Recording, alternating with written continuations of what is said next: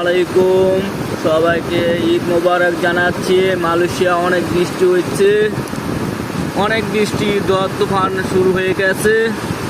দেখুন আপনাদের বৃষ্টি দেখাচ্ছে, মালয়েশিয়ার বৃষ্টি ঈদের ভিতরে কেমন বৃষ্টি হচ্ছে।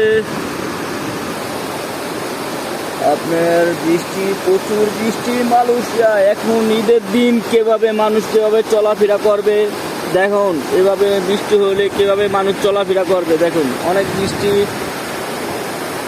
প্রচুর বৃষ্টি হচ্ছে মালয়েশিয়া। দেখুন